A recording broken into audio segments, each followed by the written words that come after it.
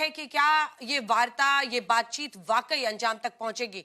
तो देखिए, ईरान सख्त रुख पर इस वक्त भी कायम है और ये साफ दिख गया था कि जो इमेज वॉर है उसमें अगर वो एक विमान लेकर निकलते हैं जिसमें तस्वीरें हैं मिनाब में मरी हुई बच्चियों के, तो देखिए ईरानी मीडिया के हवाले से बड़ी खबर ये है कि ईरान का कहना है कि हमारी शर्तें मानी गई तभी हम बातचीत के लिए तैयार होंगे, यानी आमने सामने की बातचीत के लिए। शर्तों की स्थिति स्पष्ट होने के बाद ही वार्ता, क्योंकि आपको याद होगा पिछली बार जो शांति के लिए, मध्यस्थता के लिए बातचीत हुई थी उसमें हॉर्मूज को लेकर, लेबनान को लेकर एक उहापोह की स्थिति थी। अमेरिका और इजराइल कह रहे थे कि भाई लेबनान उसका हिस्सा ही नहीं था और ईरान कह रहा था कि लेबनान उसका हिस्सा है। तो ऐसे में जो एक कंफ्यूजन की स्थिति पैदा हुई, तो शर्तों पर स्थिति स्पष्ट हो जिसके बाद ही हम किसी तरफ बढ़ेंगे सुमित। और यही सबसे बड़ा मामला है, क्योंकि इससे पहले भी जो बातचीत की कोशिशें हो रही थी, अगर पाकिस्तान जैसा मध्यस्थ हो, पाकिस्तान ने कह दिया कि लेबनान भी उसका हिस्सा था जबकि इजराइल अमेरिका इनकार करते रहे। तो इस बार ईरान चाह रहा है कि भाई स्थिति स्पष्ट कीजिए फिर बातचीत। देखिए, लेबनान पे भी दो चीजें बहुत ज्यादा बटी हुई हैं अगर आप देखें, क्योंकि लेबनान के बारे में कहा जाता है कि there is always a second Lebanon within a Lebanon, यानी लेबनान में एक और लेबनान एग्जिस्ट करता है। जब लेबनान को लेकर ये सारी बातें चल रही थी, जब ईरान ने कहा कि लेबनान का नाम ही नहीं लिया गया, तब इजराइल की तरफ से क्या कहा गया कि हमारी लेबनान के प्रतिनिधियों से बात होगी वॉशिंगटन में और उसको लेकर एक नई मीटिंग डिसाइड की गई, लेकिन उसमें हिजबुल्लाह को इंक्लूड नहीं किया जा।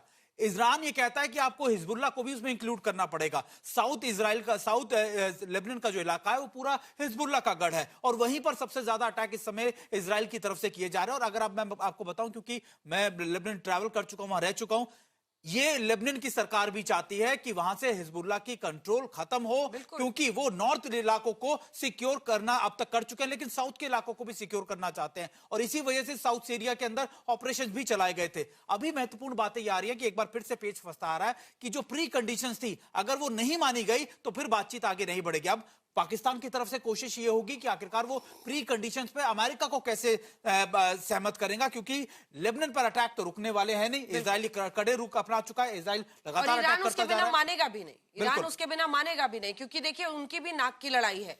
जिस हिजबुल्लाह को वो लगातार फंड करते हैं, हथियार से लेकर ट्रेनिंग, पैसा सब कुछ देते हैं, हमास हो, हूती हो, ऐसे में अगर उन्होंने कॉम्प्रोमाइज कर लिया तो फिर उनके लिए भी स्थिति वहां पर बहुत अच्छी नहीं रहेगी, तो उस पर भी वो एक कमिटमेंट चाहेंगे। इसीलिए बात पूरी फंसी हुई भी है। मेजर जनरल संजय सोई साहब हमारे साथ जुड़ रहे हैं, हमारे साथ रुपिंदर सचदेवा जुड़ रहे हैं, हमारे साथ दो खास मेहमान बाहर से भी जुड़ रहे हैं। जसदीप सिंह साहब हमारे साथ जुड़ रहे हैं जो कि 6 फॉर ट्रंप के अध्यक्ष हैं, और दिगंबर इस्लामपुर हमारे साथ जुड़ रहे हैं जो कि इंडियन अमेरिकन एक्टिविस्ट हैं। और दिगंबर जी, मैं आप ही के साथ शुरुआत करना चाहती हूँ कि सबसे पहली बात तो यही है कि जब हम देखते हैं कि ये शांति वार्ता पाकिस्तान में हो रही है, जो अपने आप में एक कॉन्ट्रडिक्शन है, ये लाइन बोलना ही अपने आप में एक कॉन्ट्रडिक्शन है कि आतंकी अड्डे पर आप शांति पाठ के लिए पहुंच जाएं तो क्या ही होगा। दूसरा, लेबनान, मुझे नहीं लगता कि इसको लेकर कोई भी, मतलब दोनों के लिए ही नाक की लड़ाई है, लेकिन हाँ हो सकता है कि इजराइल लगातार बमबारी बीते 3-4 दिनों से तो ऐसी हो रही है जहां पर 250-300 लोग मार रहे हैं वो, तो ऐसे में वो उस पर कॉम्प्रोमाइज करने को तैयार हूं। आप इस पीस टॉक को कैसे देख रहे हैं? धन्यवाद आपके आज तक के दर्शकों को और हमको यहाँ पे बुलाने के लिए। आप सही बोला, जो पाकिस्तान और पीस टॉक्स दोनों सेल्फ कॉन्ट्रडिक्शन है, लेकिन पाकिस्तान को इतनी अहमियत देने की जरूरत नहीं है। पाकिस्तान केवल एक वेन्यू है, एक कोरियर बॉय है, उन्होंने तो प्लेटफॉर्म प्रोवाइड किया है। आज आप स्थिति देखेंगे तो अभी अमेरिका के पास ऐसे कोई देश नहीं बचा जो डोनाल्ड ट्रंप के प्रेशर को सहन सके और उनको पूरा का पूरा समर्पित करके वो जो पोस्ट डालने को बोलेंगे वैसे ही करेंगे। बहुत कम देश बचे हैं। मिडिल ईस्ट में जो नेबर्स है ईरान के देखेंगे तो कोई उनके साथ जो मीडिएशन करने की हिम्मत नहीं रख रहे, क्योंकि उन्होंने डायरेक्ट इन्वॉल्व है इस फाइट में। जिस तरीके के ईरान ने पूरा मिडिल ईस्ट के, गल्फ के सारे नेशंस पे लगभग अटैक कर चुकी है और उसके साथ साथ बड़े बड़े। क्या आप ये मानते हैं कि डोनाल्ड ट्रंप की तरफ से गारंटी देना या लेना दोनों ही बहुत मुश्किल और भारी काम है आज के दिन में?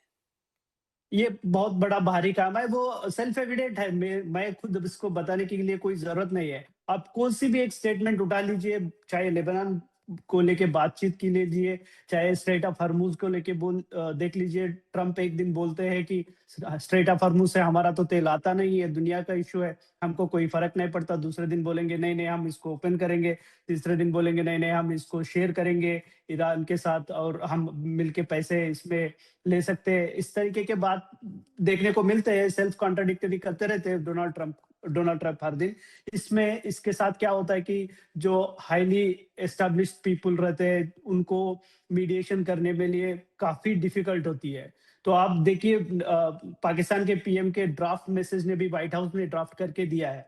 सोचो कौन-सा देश ऐसे कंडीशंस को मानेगा? और पाकिस्तान की मजबूरी है, ना वो तो उनको ना बोलेंगे, ना ईरान को ना बोलेंगे, ना वो किसी को ना नहीं बोल सकते, वो सिर्फ इंडिया के अलावा। तो उसको इसलिए मेरे ख्याल से पाकिस्तान को इतनी अहमियत देने की ज़रूरत नहीं है इस स्थिति में। वो सिर्फ वेन्यू है, अगर वो कोरियर बॉय है, वो सिर्फ प्लेटफ़ॉर्म प्रोवाइड कर रहे हैं, उससे ज़्यादा कुछ हो नहीं सकता। क्योंकि कोल्ड वॉर के टाइम में भी काफ़ी सारे देशों ने होस्ट किया, उसका कुछ ज़्यादा असर नहीं पड़ा। Just because they are venue, उससे ज़्यादा कुछ फ़र्क नहीं पड़ने वाला है। और दूसरी बात जहाँ तक लेबनान की बात है और इज़राइल अभी भी इस पे ऑन बोर्ड नहीं है।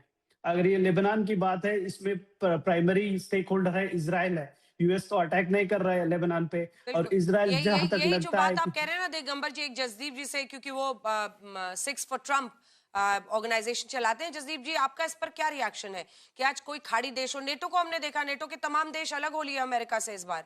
तो आप देखिए जी कि क्या बिल्कुल, स्थिति है कि गारंटी नेटो देना, के क्योंकि देश देखिए तो ईरान अड़ा हुआ है। Please listen to my question completely sir. Iran अड़ा हुआ है कि हमें लेबनान पर एक कमिटमेंट चाहिए, क्योंकि पिछली बार ये कंफ्यूजन हुआ और प्रोबेबली पाकिस्तान अब एकमात्र ऐसा देश बचा है जो अमेरिका कहे उठ तो उठ, कहे बैठ तो बैठ, यहां तक कि पोस्ट भी वहीं से ड्राफ्ट होकर उनका आ रहा है। जी, पाकिस्तान एकमात्र देश बचा है, ये आप कैसे कह सकते हैं? खाड़ी के सारे देश आज यूएई ले लिए, सऊदी अरेबिया ले लीजिए, कतर, ओमान, ये सब अमेरिका के साथ खड़े हैं और अमेरिका को थैंकफुल है कि ये जो बेवकूफाना और एक टेररिज्म का अटैक जो ईरान ने अपने नेबर्स के ऊपर ही कर दिया था, आज अमेरिका की वजह से बचे हैं। आज भी अमेरिका के खाड़ी में 50,000 सोल्जर हैं और हर कंट्री में बेस है और अमेरिका वो बेस वहां से कहीं नहीं लेके जा रहा है। ये पता नहीं कहाँ से ये रेटरिक शुरू हो गया कि अमेरिका खत्म हो गया है, ईरान ने पता नहीं क्या कर दिया है। आप हकीकत पे देखिए और हकीकत ये है कि आज जीसीसी कंट्रीज का अमेरिका से और जबरदस्त रिलेशनशिप बना हुआ है, क्योंकि ठीक है, अमेरिका ने देखते हैं उनको प्रोटेक्ट जबरदस्त किया है। रिलेशन